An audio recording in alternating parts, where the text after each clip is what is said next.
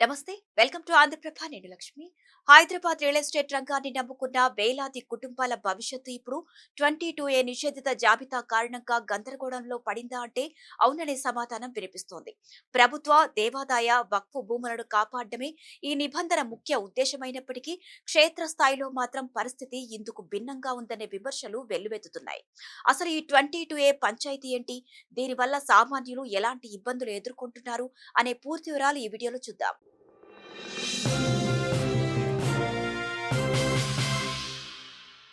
Section 22A నిబంధనల ప్రకారం ప్రభుత్వ భూములు, దేవాదాయ, వక్ఫ్ ఆస్తులతో పాటు సీలింగ్ మిగులు భూములు, పేదలకు ఇచ్చిన అసైన్డ్ భూములు, కోర్టు వివాదాల్లో ఉన్న స్థలాలు, ప్రభుత్వం ప్రత్యేకంగా నోటిఫై చేసిన స్థిరాస్తుల నమోదుపై నిషేధం ఉంది.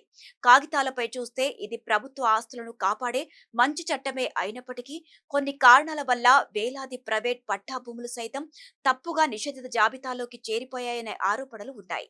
దీంతో అసలైన భూ యజమానులు అవస్థలు పడ్డారు. ఈ క్రమంలోనే దాదాపు 1,00,00,000 ఎకరాలకు పైగా ఉన్న ఈ నిషేధిత భూముల జాబితాను పరిశీలించేందుకు ప్రభుత్వం గత ఏడాది ఆగస్టులో ఒక ఉన్నత స్థాయి కమిటీని ఏర్పాటు చేసిన సంగతి తెలిసిందే. ఓల్డ్ రికార్డుల్లో చిన్న అస్పష్టత ఉన్నా సరే ఆ సర్వే నంబర్ పరిధిలోని వేలాది ఎకరాలు, వేలాది ప్లాట్లను, ఇళ్లను ఏకపక్షంగా 22A నిషేధిత జాబితాలో చేర్చారనే ఆరోపణలు వినిపిస్తున్నాయి. చివరకు ప్రభుత్వ గుర్తింపు పొందిన హెచ్ఎండిఏ లేఅవుట్లలోని ప్లాట్లకు కూడా రిజిస్ట్రేషన్లు కావడం లేదని తెలుస్తోంది. అంతేకాదు గత 2-3 నెలలుగా నగర పరిసరాల్లో రిజిస్ట్రేషన్లు నిలిచిపోవడంతో రాజధానిలో రియల్టర్ ఢమాలైంది. బాధితులు బ్యాంకు లోన్స్ తెచ్చుకొని అడ్వాన్సులు ఇచ్చి రిజిస్ట్రేషన్ల కోసం సబ్ రిజిస్టర్ కార్యాలయానికి వెళుతుంటే మీ ప్రాపర్టీ 22Aలో ఉంది, రిజిస్ట్రేషన్లు కుదరవని అధికారులు చెబుతున్నారట. దీంతో అటు బ్యాంకులు సైతం మంజూరైన రుణాలను రద్దు చేస్తున్నాయి. ఈ క్రమంలోనూ కొనుగోలుదారులు చెల్లించిన ముందస్తు డబ్బులు తిరిగి రాక ఆస్తులు చేతికి అందగా నానా అవస్థలు పడుతున్నారు. మరీ ముఖ్యంగా పిల్లల చదువులు, విదేశీ విద్య, వివాహాలు, తీవ్రమైన అనారోగ్య సమస్యలతో సొంత ఆస్తిని అమ్ముకొని పెట్టిన సామాన్యులు నిషేధిత జాబితాలో వారి ఆస్తులను చూసుకొని ఆవేదన వ్యక్తం చేస్తున్నారు. ప్రైవేట్ ఆస్తికి సంబంధించిన పహాణీలు, పాత లింకు డాక్యుమెంట్లు పక్కాగా ఉన్నప్పటికీ కలెక్టర్ నుంచి ఎన్ఓసి తీసుకువస్తేనే రిజిస్ట్రేషన్ చేస్తామని సబ్ రిజిస్టర్లు తెగేసి చెబుతున్నారట. దీంతో కలెక్టరేట్ల బాట పడుతున్న బాధితులకు అక్కడ నిరాశ ఎదురవుతుంది. నెలల తరబడి ఫైళ్లు మూలపడిపోవడంతో అధికారుల చుట్టూ తిరగడమే సరిపోతుంది. ఇదే అవకాశంగా మారిన కొంతమంది కింది స్థాయి రెవెన్యూ సిబ్బంది ఎన్ఓసీల పేరిట ఒక్కో ప్లాటుకు 20 నుంచి 30 వేల వరకు లంచాలు డిమాండ్ చేస్తూ కొత్త దందాకు తెరలేపారనే ఆరోపణలు సైతం వినిపిస్తున్నాయి. ముడుపులు ఇస్తేనే తప్ప దరఖాస్తులు ముందుకు కదలని పరిస్థితులు సిటీ రియాలిటీలో నెలకొన్నాయని బాధితులు ఆవేదన వ్యక్తం చేస్తున్నారు. భారత రిజిస్ట్రేషన్ చట్టం 1908లోని సెక్షన్ 22A అనేది ప్రభుత్వ, దేవాదాయ, అసండు మరియు సీలింగ్ భూముల వంటి కొన్ని నిర్దిష్ట ఆస్తుల కొనుగోలు, అమ్మకం లేదా రిజిస్ట్రేషన్లను నిషేధించే లేదా నియంత్రించే ఒక నిబంధన. ఈ జాబితాలోని భూములను సబ్ రిజిస్టర్లు రిజిస్టర్ చేయడానికి ఎలాంటి వీలు ఉండదు.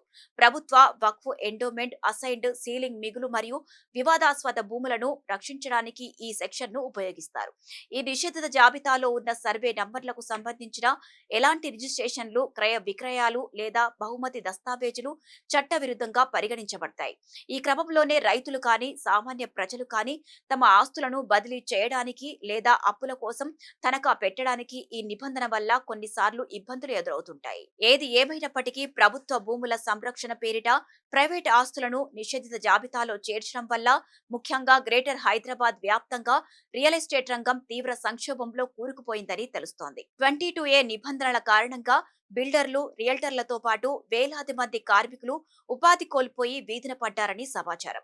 ఈ క్రమంలోనే ప్రైవేట్ ఆస్తులు, లేఅవుట్లను 22A జాబితా నుంచి వెంటనే తొలగించాలని బాధితులు డిమాండ్ చేస్తున్నారు. ప్రతి ప్లాట్ కు కలెక్టర్ ఎన్ఓసి తేవాలనే నిబంధనను ఎత్తివేసి ఆన్లైన్ ద్వారానే రికార్డులను సరిచేయాలని, అలాగే అడ్డగోలుగా ప్రైవేట్ ఆస్తులను నిషేధిత జాబితాలో చేర్చిన అధికారులపై ప్రభుత్వం కఠిన చర్యలు తీసుకోవాలని డిమాండ్ చేస్తున్నారు. ఇటీవల ఏపీ ప్రభుత్వం సెక్షన్ 22A నిబంధనలో రైతులు, భూ యజమానులకు ఊరట కల్పిస్తూ జీవో ఎంఎస్ నంబర్ 444 ద్వారా సమూల మార్పులు చేసింది.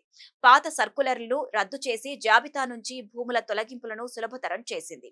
ఈ నేపథ్యంలోనే వెబ్లాండ్ లో పట్టా భూమిగా నమోదై ఉంటే అది పొరపాటున 22A జాబితాలో ఉన్నప్పటికీ రిజిస్ట్రేషన్ చేయాలని సబ్ రిజిస్టర్లకు స్పష్టమైన ఆదేశాలు జారీ అయ్యాయి. అలాగే కొత్త భూములను 20A నిషేధిత జాబితాలో చేర్చాలంటే అత్యంత కఠినమైన నిబంధనలు పాటించాల్సి ఉంటుందని పేర్కొంది. మరి ముఖ్యంగా మాన్యువల్ ఎంట్రీలను పూర్తిగా రద్దు చేసి పారదర్శకత కోసం వెబ్లాండ్ 2.0 డేటాను ఐజీఆర్ఎస్ డేటాబేస్ తో అనుసంధానిస్తున్నారు. మరి ఈ నేపథ్యంలో సెక్షన్ 22A నిబంధనలు, బాధితుల ఆవేదనపై తెలంగాణ ప్రభుత్వం ఎలా స్పందిస్తుంది, ఎలాంటి చర్యలు తీసుకోబోతుంది అనేది చూడాల్సి ఉంది. ఇలాంటి ఇంట్రెస్టింగ్ అప్డేట్స్ కోసం ఆంధ్రప్రభ న్యూస్ ఛానల్ ని ఫాలో అవ్వండి. అలాగే ఈ వీడియోను మీకు నచ్చితే లైక్ చేసి షేర్ చేయండి.